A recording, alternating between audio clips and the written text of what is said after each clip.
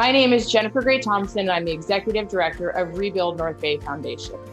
This podcast is specifically designed to bring you people who have been through what maybe you have just gone through or that you are concerned about. We created the podcast How to Disaster to show you the breadth and depth of humanity in the midst of this really terrible thing that happened. I wanted to do this podcast so that I could bring some of the most amazing leaders that I've ever known in my life to you. You may have just experienced a disaster, and you may be looking around and you are dealing with trauma and the shock of it. And you may be wondering, I don't know how to do this part. And so we purposefully made this podcast into different sections and different topics of recovery so that you could pick and choose what would work for you at that time. So welcome to How to Disaster, and thank you for giving us your time.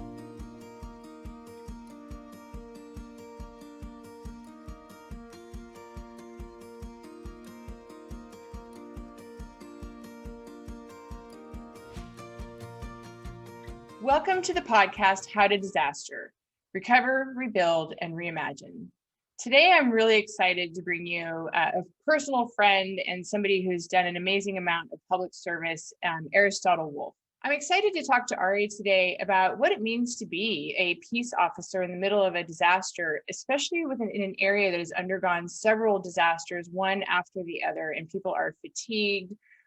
Our firefighters and our first responders, including law enforcement, have been called into service in the past few years in a way that is a little bit different than before. And it has really, of course, caused some internal questions about what are the best ways to approach protecting and serving during a disaster. How can we learn more about evacuations and what can we do from a citizen's perspective to not only support their work, but how do we take care of our own families in a way that we make sure that it doesn't get in the way and it's also effective. We need to sort of free up our first responders to take care of both themselves. Remember, they have families to go home to as well. And at the same time, we need to get our families out safely. And there's this bit, we also want to protect our property when it's possible. None of this isn't messy. None of this is simple. It's always a learning process. And, I especially value Ari's approach to learning. And what you're going to find out today is he's actually an English major turned law enforcement CHP officer. And he brings that sort of humanity to his job each and every day. And so I just really want to welcome Aristotle Wolfe to the How to Disaster podcast. Welcome. Welcome, Ari Wolfe, to another podcast of How to Disaster.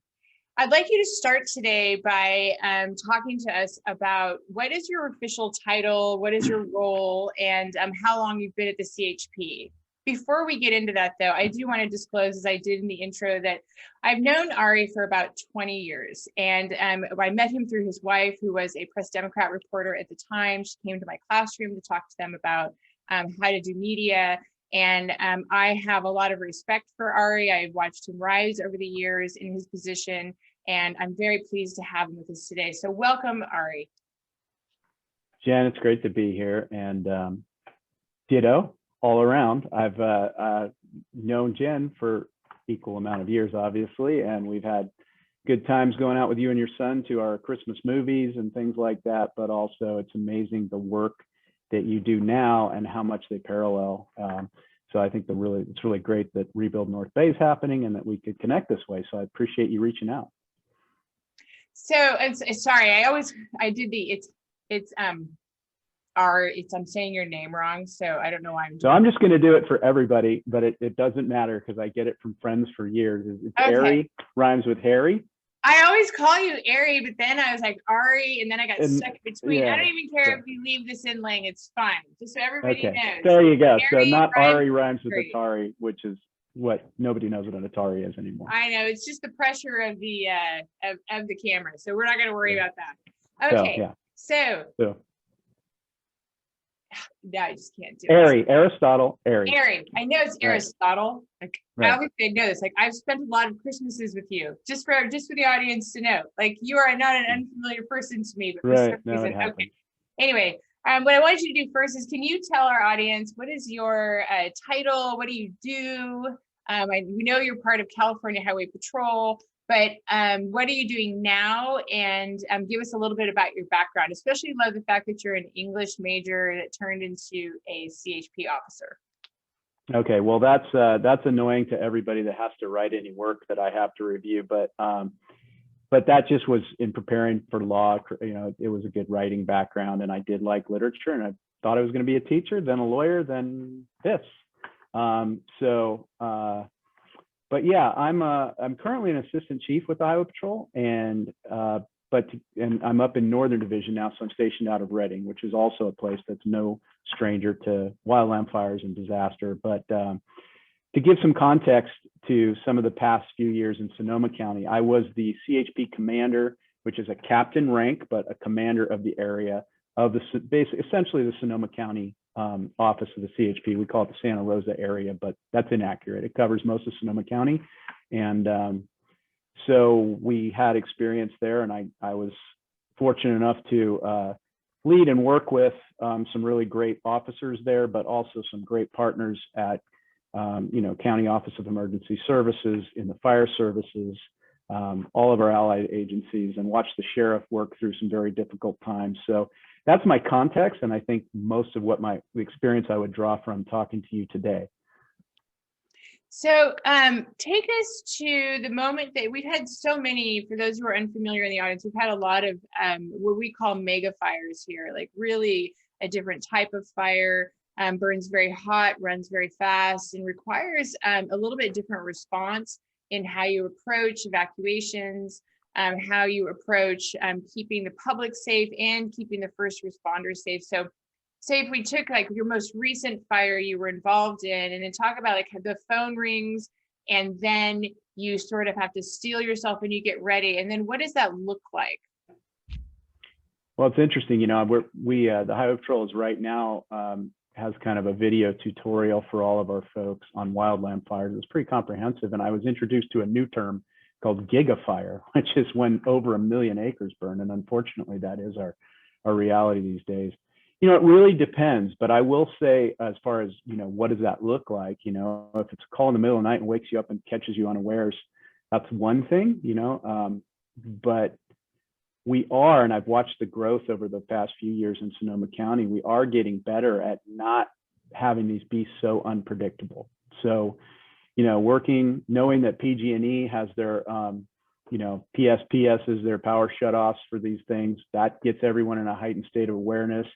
During those first rounds of those, even the county EOC goes active, and we've increased our communications with them, so we're aware.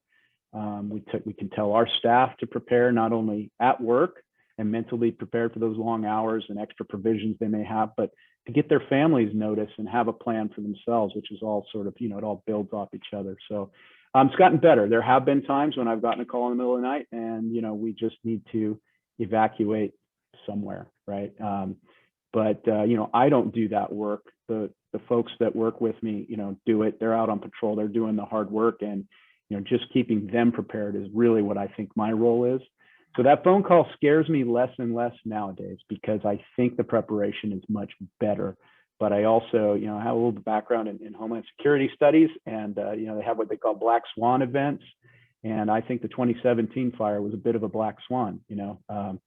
I was not here for it. I was in Europe, and it looked like our county was under attack. I couldn't believe it just watching the news clips. So, there's always that element. You're never entirely prepared, but it's gotten better and better. And I really trust the systems we have in place.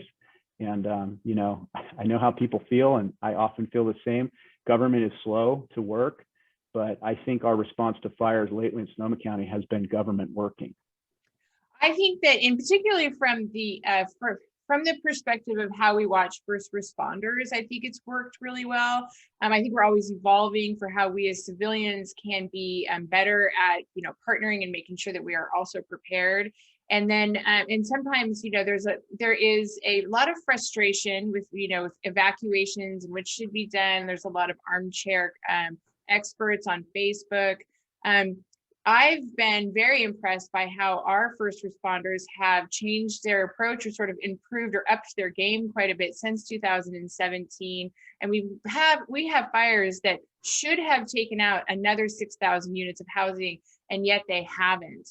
So can you talk about, like, there has to be, from a coordinating standpoint, a little bit different approach, a lot more oh, and then would you talk about how important it is to have the alerts on your phone, like the tools that civilian needs, but also some of the tools that you guys have laid in, including like better communication with the EOCs is a great idea, but laid in because the response is so much better now that you kind of know what you're dealing with in these gigafires or mega fires.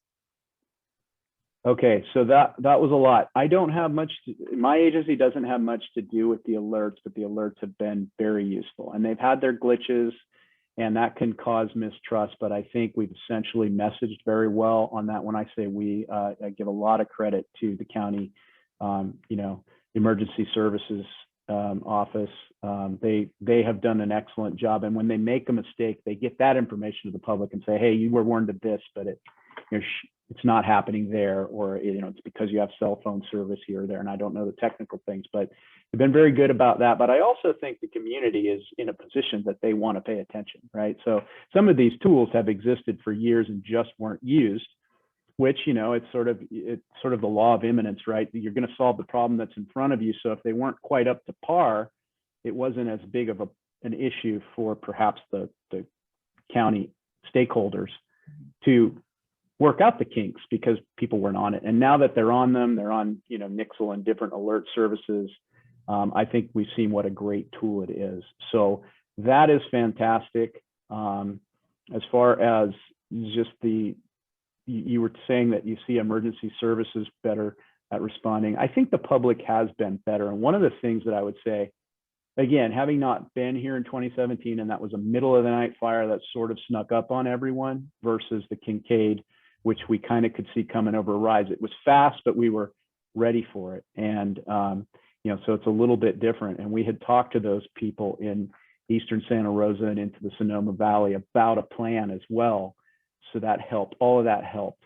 But people are paying attention, and the big difference, I think, is people are recognizing that we aren't, we built the trust, we built the systems. They're recognizing that even if there are missteps in Monday morning quarterbacking, they're just getting out of the way, and that's huge because, I've heard it from my firefighter colleagues, and I don't do that kind of heroic work. Fires scare me, so I stay away from them. But if they're worrying about rescuing people, they are not concentrating on the problem, which is getting that fire under control. And then all those things that come with it, right? We're not just talking about getting people out, accounting for them, and relocating them. We're relocating their livestock. We're getting things set up for that. And it's all moving independently and together, right? And one huge concentration of having to save people distracts all of the resources away from some of those other efforts, right? And then there's long-term strategic things. We're trying to get them back in. We're already thinking about repopulation. And when I say we, I'm not doing this work. I'm just part of a team of teams that's doing this work. But, but people if I can interrupt, it's actually hard sometimes, or I think it looked more difficult pre-2017, that interagency coordination, and that it has to work. And if say somebody's listening to this and they know that there's a breakdown, it could be personality conflicts. A lot of our concern is about rural areas. Your agencies have to work together, and that's not always as easy as it looks. And even if it's what people should do, it can be difficult. Yeah, and when you say personalities, look, I've probably been guilty of this, but as the leader of a team that wants to be effective within this team of teams, I look, first of all, I've got to be bigger than that. And so do the other people. And I think most of these folks are professionals and they recognize it. So I have not, I wouldn't say never in my career, but lately in regard to these fires and the floods, because they were very similar in our response, I have seen that personalities take a back seat, but it's also because we understand that this is an ongoing issue. It requires planning, it requires maintenance. So this isn't the first time we're talking. And I think in the past, sometimes that is the case. You're not called to the table. I didn't realize how important the office, the health department, for example, would be to a repopulation effort. So now, at the very least, law enforcement, and not necessarily me, although I do talk to the health department, but we recognize we need to talk with those folks in other times. We need to talk to ag, because there's agriculture passes that become an impediment to good flow of letting the right people in and out of these zones, and that hurts my folks in the field. It all comes back to us. So what I've really learned to do is, it's working with a unified purpose, but within your own individual mission, and and not violating your own values as an organization. And if you can do that, it tamps down the effect of personalities. And that's actually, we would like people who are not in fire affected communities yet, but are instead in fire vulnerable communities, which is actually most of the American West, to think in terms of it, just to build resilience into our systems. Even if once a year we sat down with all of our agencies and we worked through a plan for, if we do have, the gigafire is the 1,000,000 acres or more. The mega fire is a fire that's huge, but has an impact that is so devastating that it's just a different type of disaster. So that you can be both a mega fire and a gigafire. But it would be a great idea. I hope you agree. I mean, I think you're going to agree with this, for in communities that haven't gone through this yet, just to build in the resilience of making sure that you have connected all of those dots around relationships. Often, before something bad happens, humans are really good at magical thinking, which is, like, I didn't know anything about wildfire before 2017. It certainly didn't seem like a we problem. It wasn't. So would you advise the same? Is that all of those agencies in those big counties, especially, that they take time, do like a tabletop exercise, or have you done one of those? I have, and not as much for fires, but some other issues. A lot of times they have to do with a human threat, right? So like a terrorist issue or whatever. And we've done some earthquake planning. Unfortunately, we've gotten enough practice lately with fires that that tabletop happens at an actual table, a map table within a CAL FIRE tent, but yeah, certainly it's hugely important. And again, the Highway Patrol's role here is we're not in charge of these things. I mean, we're in charge of our roadways, et cetera, but we are a force that the state can bring to bear at any locality. But one thing that sometimes we're guilty of because of that, because we're often coming from the outside, even though I'm the local area commander, I couldn't do it without surrounding CHP areas. If I'm not connected with those agencies in there, then I'm not doing my work, because the outside CHP officers coming in and my commanders that are, leading our whole division, they need to know that we have inroads and relationships and that we have done some planning. And I think tabletops are one great way to do it. The gap I find with tabletops is kind of, I think you're alluding to it, which is getting the community stakeholders involved, making sure you don't always know who you need at the table. So every opportunity to identify somebody like that, I think you got to bring them to the table. I also think sometimes it's important to know who you need to separate from operations and bring them into maybe just messaging or just logistics, because they're just not, their role in the time is not necessarily the resources on the ground during the fire. It is the before, the after, the resilience, the community messaging. And if they're involved in too much, they can get overwhelmed. And if they're not involved in enough, they feel like they're left out to dry. I can say it, you can't say it. What I hear when I hear you say that, maybe that's not what you mean, but one of my pieces of advice and areas of concern is, have a plan of what to do with your elected officials ahead of time. And I know you're not gonna be able to speak to this, but I can. Elected officials are the public face of public policy in your local area, but they are not incident commanders, and they do not run EOCs. That's not even in their lane or their wheelhouse, nor should it even be expected. They should be there to communicate and to provide leadership in the way of solace, to have conversations with their directors and leaders and partners and all of this. One of the really great things I thought that Napa did is they assigned their supervisors a lane. So if it was, a federal issue, then this supervisor would take it. If it was a state issue, this supervisor would take it. And I think that it sort of freed up some bandwidth amongst the staff to do some really efficient and incredible communication that I still hear about to this day. I definitely think, the county of Sonoma had not undergone the earthquake in the same way. That was the training ground for that system in 2015. But so, always be working towards making sure that you do have a plan for your electeds, because they do want to be of service, and put them in a lane that is that they feel effective and that actually is good for communicating with the public, because otherwise it can get messy. Let's be honest.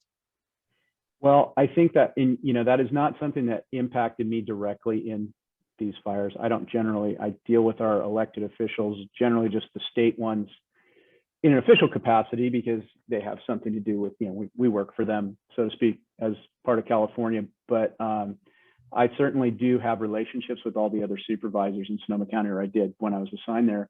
And I will say that by the time I came to this game, they were very clear on that. And they were clear. I don't mean they were being told to do it. They totally got their role. And I don't know if there was any time that wasn't true with these particular individuals, but I was very impressed. And also, to your point, they definitely need to be involved. But they have other, they have outside pressures that they have to answer to, that maybe it's not appropriate in the moment. But what's great is when they're involved to some degree, and I love the way CAL FIRE does it, it has different meetings for different people, you know something about the incident command system, right? And they're not in the operations, they're not even in the logistics part of incident command. But if they're not there and aware, one, they can't message the way they can message better than anyone because their constituents listen to them. Linda Hopkins did some amazing work during the last round of fires and floods with messaging the public. I thought it was great. Supervisor Gore is a hands-on guy. He wants to be in there, but he gets it. So he was on the ground. I ran into them. Supervisor Rabbit, I ran into them. But CAL FIRE has a cooperators meeting that they do, and that's when they get to come in. Every day there's a cooperators meeting, and I've seen, our senators there.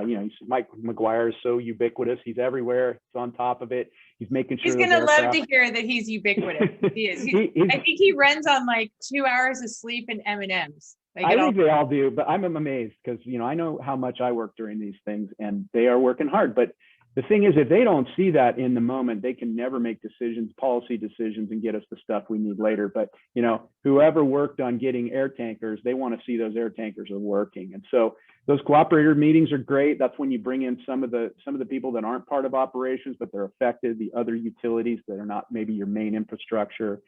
So everybody gets information. And CAL FIRE's model, when their incident management teams come in for these, which is basically, I know you know this, Jen, but just for people listening, that is when they take the locals out of running the incident command and make them part of their larger structure.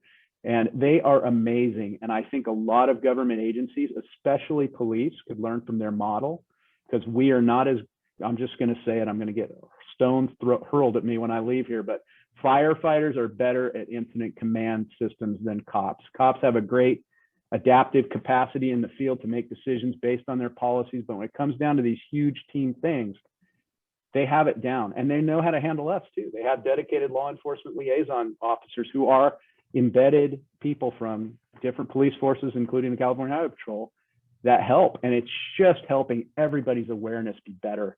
And that's all I try to do. I try to fill communication gaps when I can. I try to seek out communication, because in the day, in the fire, during the disaster, I'm not doing the work, but that's the work I owe my own troops. And it's the work I think I owe the public. And I think it's all speaking to your point about, communicating, but also understanding your role. And that's great. Just maximizing that role. What can you do in your role? And if it's outside your role, if you don't have a policy or procedure against it, and it's not against the values of your organization, if it's a gap you can fill, seek out how to do it, but then share it with those people that are supposed to fill it, so that next time we can, fine tune those lanes. Lanes are important, but, being able to go outside of them is why we pay humans to do most of these jobs and not robots. That's actually I really appreciate that as a sentiment, that everyone should have their lanes. You don't want to go into somebody's lane, but if you see an opportunity to serve better and then maybe inform better in the future, and it doesn't violate ethics or policy, then that is really just an opportunity. It's what we call a gap. And, you know, our whole business model is based upon finding gaps and filling them, not duplicating what other people are doing. Like, we like to amplify what people are doing and support their work, but we're not interested in, you know, pretending like we know how to do, say, insurance or law enforcement during a disaster. And instead, it's like, how can we, you know, show the public also what you do, and then, you know, praise and amplify, but also call to, you know, into account when it's appropriate in a functional way.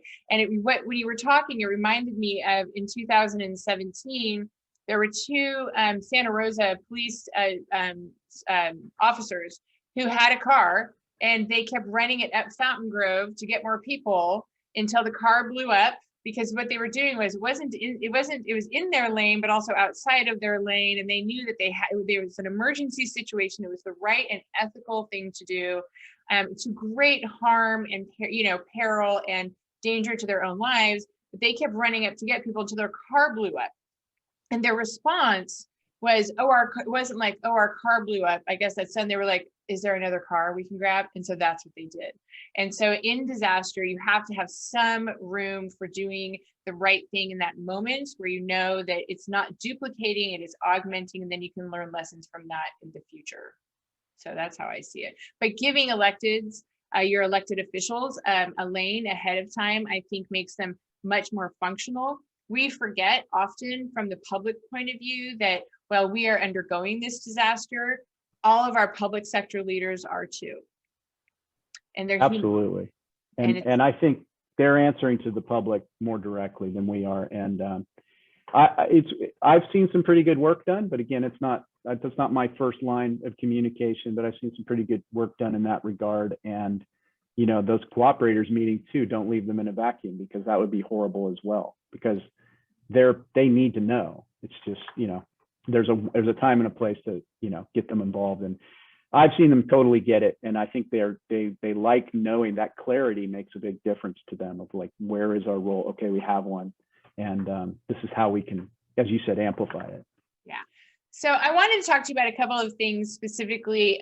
One of them is from a citizen's perspective, to get information that is vetted. You know, there's a lot of sharing on social media when these things happen, and a lot of opinions, and some of those are great. But in the midst of a great disaster, you know, it's really important that people actually follow the CHP on Twitter, for example. Can you talk about the role of that public information coming out of the CHP, and how often it's updated, and it's updated all of the time? It can really be a life-saving endeavor to make sure that you're paying attention to official sources. Yeah, and generally, again, since we're not necessarily the lead on these disasters, generally the sheriff is making the big decisions with a lot of input from CAL FIRE, for example, in fires, as far as evacuations, et cetera. So we will try to complement and amplify their message. We will re-message. But we also, during these incidents, you know, as you know, there's the county's emergency operations center, there's the incident command post down the CAL FIRE place, the sheriff is operating out of their place, but we do kind of embed people in each place, and we've gotten better and better about that. And, you know, it's still imperfect, because there's no perfect communication, but what they generally try to do is that's probably what they concentrate on the most in the planning, is how the message is going to go out and when to send it, you know. And so what we will do is we'll make sure that our public information officer meets the CAL FIRE information officer, that we don't generally staff, but the county does sometimes operate a joint outreach and communication center that they kind of pool up their different agencies' information officers. So we'll at least drop by, and I just don't have the staff to staff that full time, but our PIO, our public information officer, will go there, introduce themselves, and then what they'll do is they'll follow each other's feeds and make sure that they are you know, they're liking or adding maybe a little bit of our public safety message to it, but making sure that we're retweeting it or reposting it on Facebook or Instagram. So we do a lot of that, and then we also there are a few things we might do on top of that, like maybe extrapolate it out to the greater Bay Area, because we have a traffic management center that handles all of our message boards. So during the lightning complex fire, I remembered that during the Kincaid, we had an issue with stoplights. When they go out, when they come back on, there's issues of how they're going to cycle. And so that was something we had to iron out with the local PDs at the off ramps and with Caltrans and with county roads. But one of the other problems was them going out in general. So I don't remember, but I remember calling them and going, how can we make this fit on a signboard? We need to tell people that lights are out and to stop. Right. So they did come up with something catchy. And unfortunately, I don't remember what it was because you're limited to how many words can fit on those signs. But those are other things that we will do to amplify a local message and kind of bring it out. So that messaging is important. But generally speaking, the Highway Patrol just complements messaging on this. We don't create it because we don't want to send the wrong message. We want to make sure it's the same message that's being sent from the county EOC and from CAL FIRE. But that's the lesson in of itself, is making sure that you are on the same page, that you are on the same messaging. And that's why that we always want to encourage people to pay attention to an official source. Cite the source, retweet the source. If you're going to put it on Facebook, cite the source, because as smart and wonderful as people are, we are not trained in that. And so it's a good idea to look for people who are trained. And what I'm hearing from you, just to put some clarity into this, is that the CHP plays a really important role of support, of like, how can we fit into this lane and help you? And then there are certain things that we can draw attention to those other local officials, like the sheriff's department, because the CHP is so much larger too. That's what people have to understand. It's a state agency, so even their lines don't draw neatly around a county. And so would you say that that's accurate, just so people understand what the role of the CHP would be? Yeah, absolutely. It's a support role. We're also, we are in charge of the highways. So if the sheriff wants to close them, generally speaking, we are working. We're not disagreeing with that. We're not making those decisions about evacuations, but if they want to close a county road, it is our charter to do that.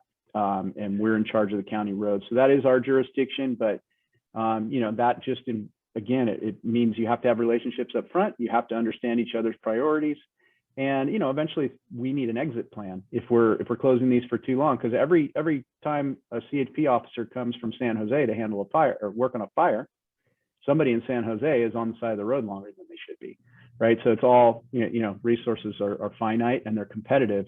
Now, during the disaster is the primary thing, but that support role, having that good communication lets us free up resources and get the proper ones in if we're just filling a gap. But you talk about filling gaps, and that's one thing we just have the capacity to do, because we can flood people in before mutual aid can even take effect. So, the sheriff is in charge and can activate a county-wide or a statewide mutual aid request and get all kinds of people. There'll be someone from a junior college down in the South Bay might be on an intersection, in Santa Rosa, but it takes time, and we are sort of that sort of quick reaction force.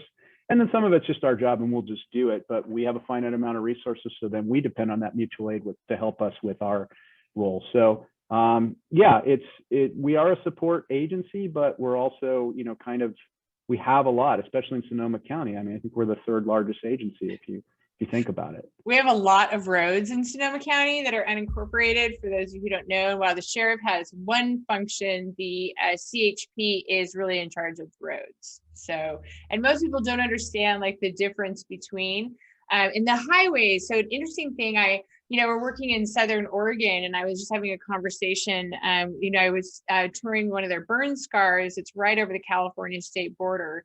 And, one of the things that I was just wondering, like, what kind of intrastate coordination is there for wildfires and lessons learned that are shared and coordinated between, say, like the state of Oregon and the state of California?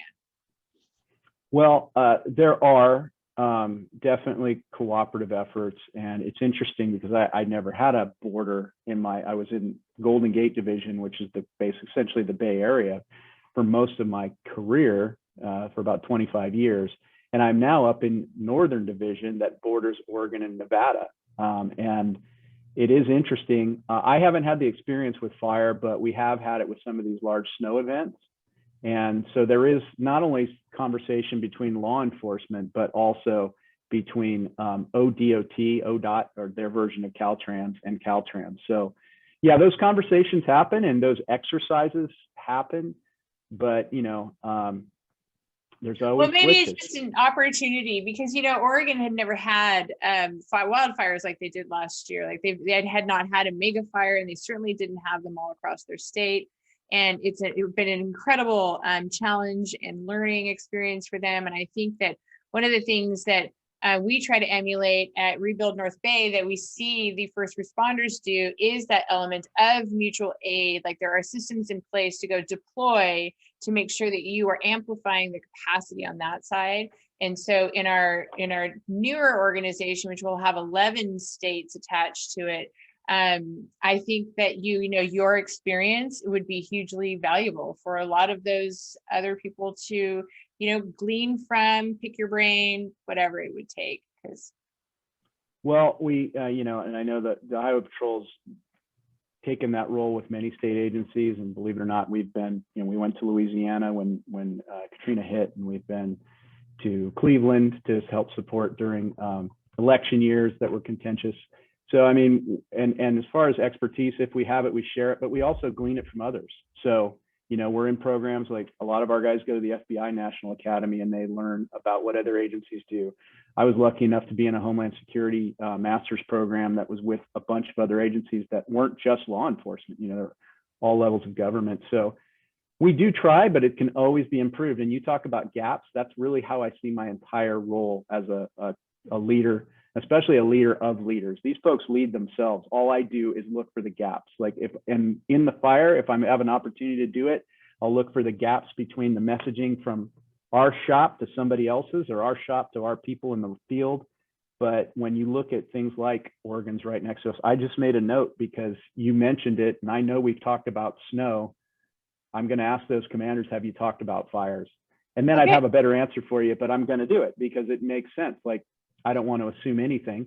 And, it's also interesting because the state and federal, I've learned that up here too, that a little bit in Sonoma County and Marin County, but those federal lands are close to urban populations. Up here, they're generally not. And a lot of times, and I don't want to speak for them, but there is a strategy in the fire services to let fires burn. But as you know, the Western towns are now buttoned up against these lands. And so there's populations at risk. And that's a shift. So I think the feds and state could even learn on the firefighting front. But then what do we learn about how to manage that? How to get people out of these really rural areas if it's necessary? And, is there a plan? So that's pretty challenging, but now you're intriguing me. So I'm going to look into it. It was just something about Highway 5 in Southern Oregon. The two towns that were devastated are Talent and Phoenix, and they actually sit in between Highway 5 and Highway 99. So they weren't even in the WUI. Like, that's how rude this fire was. And it was an arsonist who set it in Ashland, and then it took a little bit out in Ashland, and then took out 18 mobile home parks and all the most vulnerable communities. And that wasn't a law enforcement issue whatsoever. It was like, how do you, once they closed one of the highways and everybody took the other highway, just that kind of stuff, like that would have never been an issue before this type of fast moving fire. And so it's, just something it's not a criticism. It's just like, somebody told me that, it just stuck in my brain. So I brought it up now. So I'm just be curious, especially because these fires, they don't really, we talk about the wildland urban interface and how people are certainly building into it increasingly, and that does increase our fire, danger of losing people's lives and their homes and property. But these fires don't care much about your WUI. Like, they're going to move where they want to move, and the wind's going to take them. And the Kincaid fire was a really good example of how the winds kept shifting. And so as you're watching the evacuation, everyone's like, you'd read and they'd be like, okay, everybody from this evacuation zone, go. And then the winds would shift, and it required a lot of civilian, not only a lot of, the people who are in first responders to actually manage that, but also the people who were being evacuated to be like, okay, go this way. Okay, no, never mind, the other way. And it sounds chaotic. It was actually sort of incredibly impressive.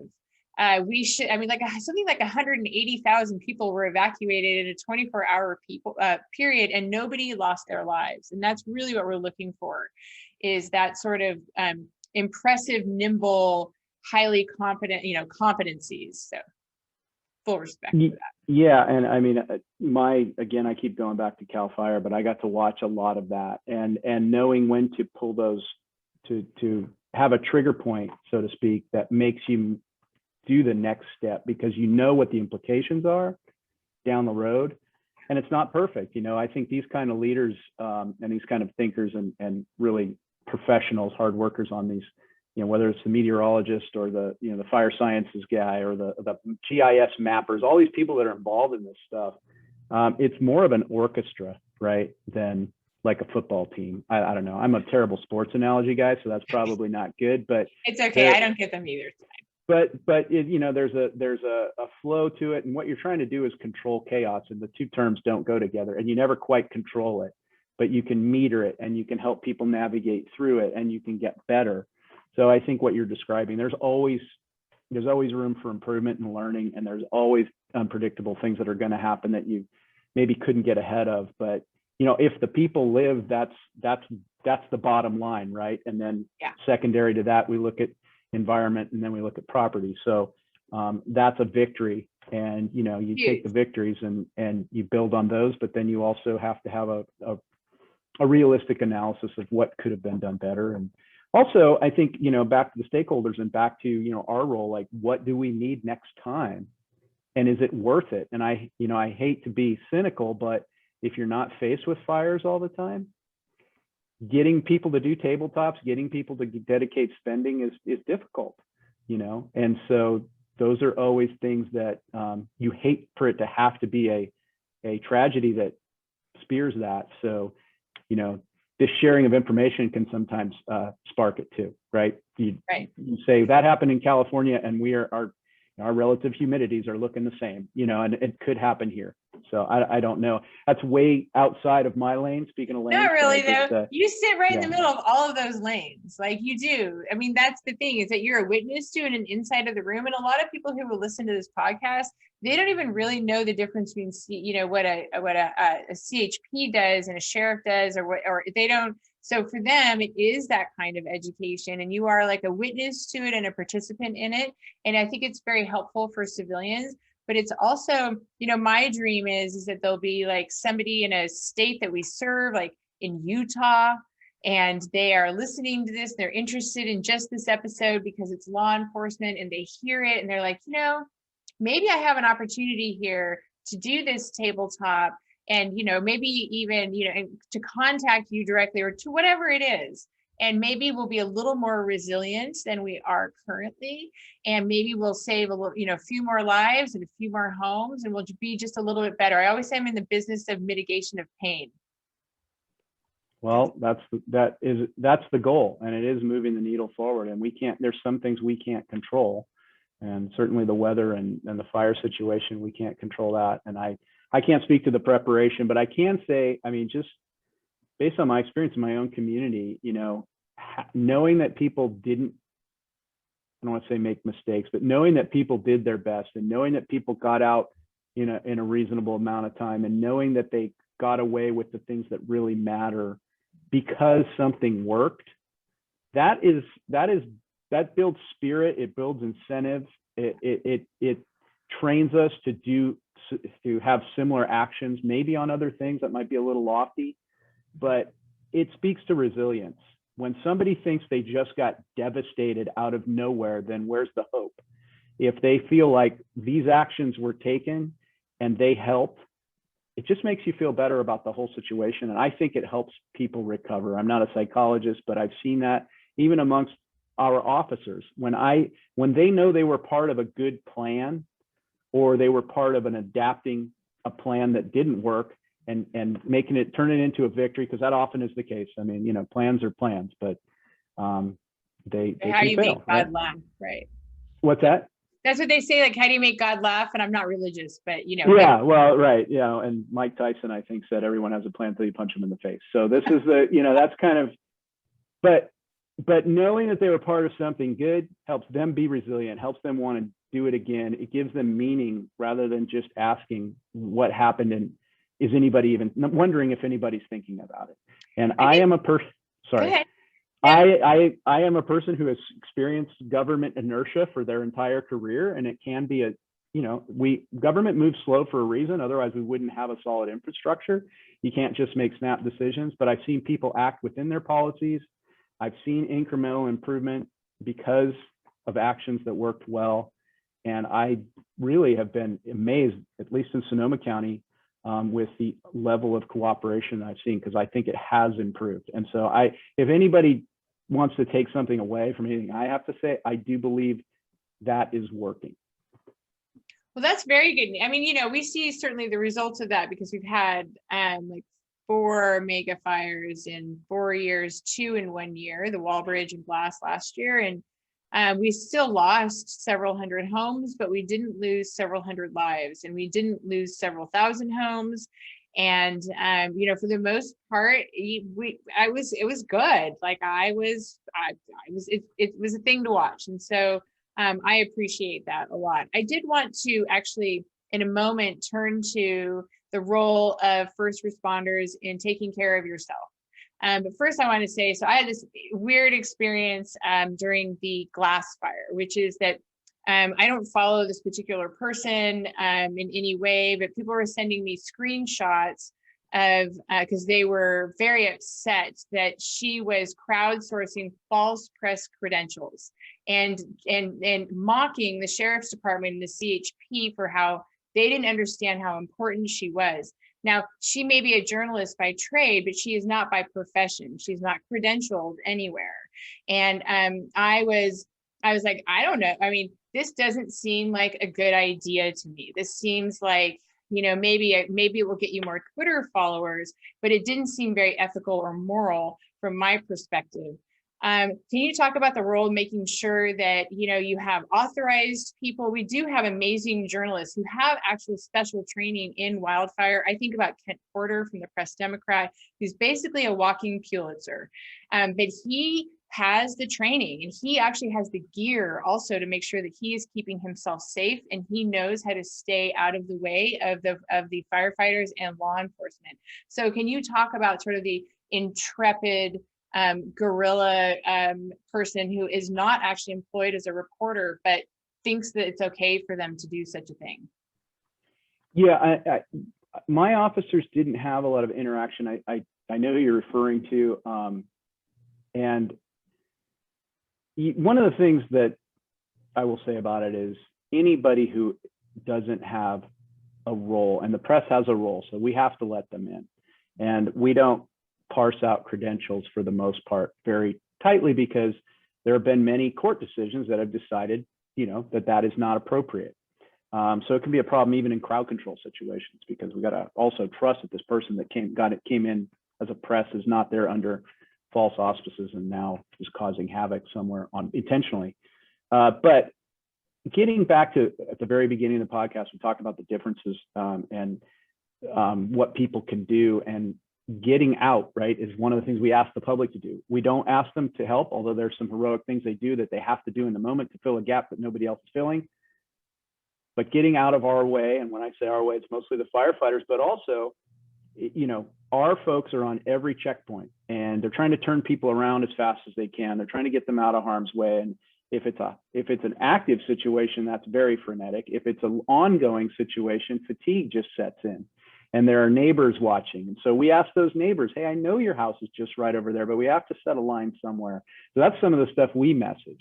And a reporter who isn't there to really do their profession properly is just another person adding to the problem. And it's possibly a person that needs rescue, et cetera. And I know Kent Porter very well, and he has been in some hot zones, and he's got some amazing pictures, but he also has something that, that person really doesn't, which are relationships.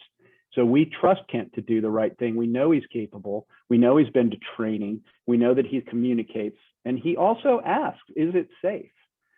He doesn't just try to get in, and so all of those things are things that I would say should deter someone from, if their message to their followers or their, their readers or whatever is that I care about this situation, I feel like that's sending a different message, right? Yeah. I'm You not can care helpful. about it, but just don't, crowdsource falsified credentials, because it also undermines the mission of the human beings in law enforcement and the people who are credentialed and trained to be behind the lines. And you don't want other people to do it. It's also encouraging other people to do it.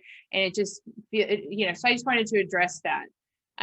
So I'd like to turn now to what do you do? Talk about, there's a human toll to being in public service, and, in a variety of ways. We had Pat Kerrigan on a couple of weeks ago, and she was very open with her struggles with alcoholism, especially after being on the air for 24 days and trying to take this information and turn it into something of public service. So doing public service and being a helper puts you in a very, very particular place where often helpers don't ask for help.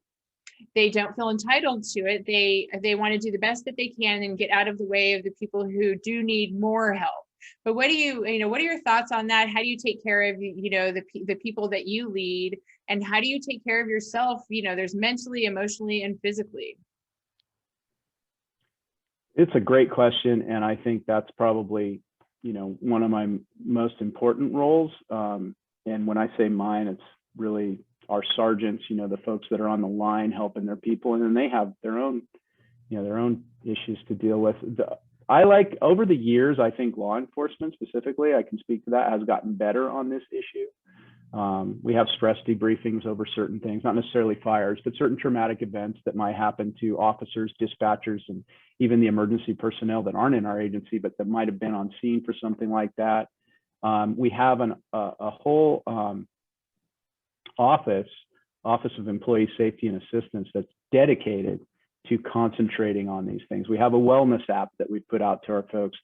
So I don't know that every one of those things always helps, but it shows an institutional focus and intent to deal with this. And one of our strategic plan goals, we only have 4, and one of them is invest in our people, and it concentrates on employee wellness. We don't always get it right because it's a stressful job and everyone reacts differently. So in my own shop, when I was assigned to the Santa Rosa area, I wasn't there during the 2017 fires, but many of our employees, I think, including senior volunteers who aren't employees, but they're part of our family. I think about 7 families there lost their homes. So it hit real, and I know that was true of the sheriff's department, many of the fire services, et cetera. And so, that's tough. And there were a lot of fundraisers and a lot of this and that and checking in, and that's great. But also just getting back to this, like including your folks, I want to get back to the communication piece, because sometimes that's all I can do. Checking in on them, even though we're on mandatory 12-hour shifts with no days off for weeks at a time, making sure sergeants are looking at individuals. And if there's an exception, we'll let them take the time to go see to their family or affairs. And we'll fill that gap somehow. We'll fill that hole with another employee somehow. So making sure we're really plugging in, and also just giving them, I find that giving them the why of what we do every day and listening and celebrating their contribution, if we can do that, vocally or through a barbecue or, whatever. I mean, they seem like silly gestures, but sometimes it's all it takes is just saying, hey, we care about you and it is important. We're not just sending you somewhere that we could just install a camera to watch. We're sending you somewhere that we need a human being that's dealing with people with real problems. They're dealing with maybe someone from the press that isn't from the press. They're dealing with people that have an agricultural past, but it doesn't apply to them. And there are exceptions to everything. They've got to work through these things. They have to show compassion. They have to give that same why to those folks out there of why they're doing things a certain way. And you wish every one of those wasn't a conversation and sometimes a venting of frustration on this officer or this person, whoever it is that's on this line, but they're dealing with that. So the better I can give them information, the better I can show that we appreciate it. I find that speaks volumes. And I had people volunteering to work even after it wasn't mandatory because they cared and they felt like they were part of something. And I think that speaks for itself. The other thing is, having been through all that, the folks in Sonoma County had, that work at the Highway Patrol there, they had real ownership. This is their backyard and they want to keep people safe there. And that sense of meaning is important. We all took this job because we thought it was a meaningful job, and you have to constantly give that feedback and remind people that it is, because cynicism can set in, and then you couple it with your own personal tragedy or your own personal hardships that's very real, whether it's financial or relational or whatever it is, it's real. And we can only do so much, but I really find that just checking in and making sure you're having those talks and going out, when I was a commander and I knew everything was safe and secure and all the gaps at least temporarily been filled, and I'd been to the EOC and all the other places I needed to be, I went out in the field with waters. They didn't need more water, but they had plenty of water. They know what to do, but I brought them waters. I brought them ice cream. We made sure we got them fed every day, even though we didn't necessarily have systems for that, because they're online and they can't pack at home. And some of them were going through PSPSs and had no power and all of that. So, I don't know. It's just being a human being, I think. But it's also good to remind, I talk to a lot of helpers, and it's good to remind them that it's okay to be human. It's fine. In fact, you would like the fact that they're human. And I'm hearing so much of that from what you're saying, but they need to refill their own tank too. Like there are, that it can be traumatic, and there are things that they can do in order to that are acute things. It's not like you will now go into therapy for 3 years to deal with this. Could be appropriate sometimes, most of the time, not really necessary. Most of the time, like you just need some acute trauma just to offload it. So it could be through making sure that you meditate, exercise, that you're eating correctly, that if you find yourself sort of disengaged from your home life, that you think about, is it because I just don't have anything more to give, which I think happens a lot in helper situations. I know that I go home some days, and I don't even have like a dangerous job. My job is, this is incredible. This is most of it, right? I don't have any more. And my husband has had to really sort of learn his way through that, like when I can give something and when I actually just need to power all the way down, get into my yoga trapeze, hang upside down, and, listen to the Dixie Chicks. That's sort of strategies. I know. More than you wanted to know. No, that's great. And I just mean like you have to have strategies that work for you, and a lot of permission to say it's good if you are a helper to have strategies. And some of them, like meditation, I found very helpful. I just want to shout out to Susan Farron of First Responders Resiliency, who's created a PTSD peer-to-peer program. Because with first responders, it can be much easier to actually use science, but to I like to say, I know exactly what it was to be in that situation. And I've never been a firefighter. I've never been in law enforcement. So I would not be in that peer-to-peer because I wouldn't know the nuances of it and the challenges of it, and the sisterhood, brotherhood aspect of it. So I just wanted to say that I think it's remind all the people on the front lines that we want you to take good care of yourselves too, because you take good care of us. It's a very good point. And we really do. And we, I think, there's barriers in place, and a lot of people think, well, cops can't open up and et cetera. Well, again, they're humans. They can open up, but you've got to invite them and let them know it's okay. And even then, you have to pry a little bit. You have to not just ask how you doing and wait for fine. You have to get a description in there, ask a little more, ask a few more questions so that again, never perfect at it, but I'm really proud of our leaders in our different commands that it is part of their toolbox. They know it needs to be. And mindfulness training is actually something that you're seeing in law enforcement these days. So, just like everyone else that wants to be mindful, it's not always easy, but it is a skill. And just like working out, you make time for it, you do it with some intentionality. And so, I'm not great at it myself, but, I do other things, and you have a yoga trapeze, and I used to have a racquetball court, which have been closed for quite some time, but they're coming back. Oh yeah, that's very 80s of you. That's adorable. Totally. I'm an old person and I'm the youngest player, but I think we're the same age, actually. I think I might be like a year older than you. And yeah, you need to find a baby boomer to get after that racquetball with you. Well, then I'm only 32. So anyway, so that's really important.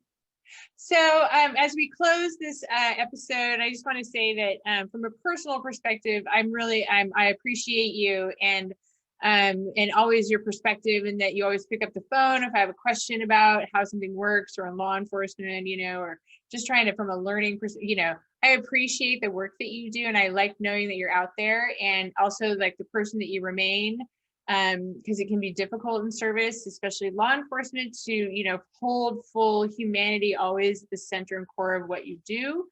It's a difficult position, but I was wondering if you could close us out with any advice for, say, a law enforcement officer of any kind who's listening throughout the American West or anywhere, about what are your like core tools, and how to address sort of the fear of disaster, and how to be as great at a highest level of service as possible in a realistic way. Any advice? Wow, Jen, what an easy question to end the interview with. I don't presume to tell other cops how to do things per se, but I would say this: be curious. Just be curious about what your role could be, what successful people in that role have done. Learn a little bit more than just your contribution, but learn a little bit more about fire, or learn about OES, learn about the citizens that are up to some amazing work. Work on your, bring the topic up in your public outreach forums, whether it's, the municipal advisory council or a town hall or whatever you're involved in. Talk about it, ask about it, and, just look at how to maximize your role, because your role is important. But if you feel like, this is my job and this is all I need to do, your head's not really in the whole game. You're just running out part of it. It's a play, and it's not as much of a contribution as you're capable of. If you were selected for this job, it's a difficult job. It requires a certain amount of intellect. It requires a certain amount of creativity. It requires a lot of fortitude. And if you're just doing a very limited role and not maximizing your contribution, you're selling yourself short, and it's probably not why you were selected. But as far as specific things, I don't know, because there's some people that do way more amazing stuff than I've done in fires, and I'd want advice from them. Yeah, but you still get up in the morning and do stuff. So you're the CHP in front of me. So you're the one and you're the one I chose, quite frankly. Thank you. This, because I do have so much respect for you. So I just want to thank you again. This has been Aristotle Wolfe, and he is the Assistant Chief, Northern Division, California Highway Patrol. And thank you for spending this time with us on How to Disaster. Thank you, Jen. I love the work you're doing. Keep it up. Thanks. Fannie Mae, the largest provider of mortgage finance in the U.S., owns 1 out of every 4 loans in the country. You can find out if Fannie Mae owns your mortgage at knowyouroptions.com by using our loan lookup tool. This last year has been quite difficult, and making your mortgage payments could be too. There are options for those available that may have experienced a natural disaster such as wildfire or the COVID-19 pandemic. One of the options available is a forbearance plan, where homeowners are given a period of reduced or suspended payments to manage temporary hardship of financial standing. For this caused by natural disaster or COVID-19 pandemic, you could be eligible for a 6-month extension with a possibility of another 6 months after that. During the forbearance plan, the homeowner is not charged late fees. If you received additional living expense assistance after your disaster, and those funds have run out, you still may be eligible to apply for a forbearance plan. When your forbearance plan ends, your lending or servicer will contact you to see if you need assistance or are ready to resume making your normal scheduled mortgage payments. If you don't hear from them, you should proactively reach out. If you are unable to repay the balance in its entirety, you may arrange a repayment plan, or if eligible, qualify for other programs such as a payment deferral or flex modification. A payment deferral allows you to bring your mortgage current. This option keeps your monthly mortgage payment the same as it was before your hardship, and the total deferred amount will be due on the last scheduled payment of the loan. Should you sell or refinance, the deferred balance is included in the remaining amount due. Flex modification is Fannie Mae's standard modification. Provides 20% principal and interest payment reduction on your mortgage. Once the modification is complete, the loan's term is extended to 40 years. Depending on the circumstances, the modification may result in a reduction of interest rate and/or principal forbearance. What is a principal forbearance, by the way? And that's when a portion of the unpaid principal balance, basically the remaining loan amount, is put into an interest-free balance secured by the loan as part of the flex modification. It can be modified by the maturity date or with an early payoff. More information is available at knowyouroptions.com. When ready to request mortgage assistance, reach out to your mortgage company. This is the company you send your payments to each month, and you'll find that phone number on your mortgage statement. Additional relief assistance is available through our disaster response network. Here, impacted homeowners can work with HUD-approved housing counselors to get help requesting financial relief through FEMA, insurance claims, and more. Homeowners can visit knowyouroptions.com/relief for more information or call 877-833-1746. Once again, 877-833-1746 or knowyouroptions.com. Thank you for joining us on How to Disaster, a playbook to recover, rebuild, and reimagine. I want to leave you with this one thought. Thank you for spending your time with us, and we want you to know that you can get through this. You can recover, rebuild, and reimagine. But there's only one way you're going to do it, and that's together.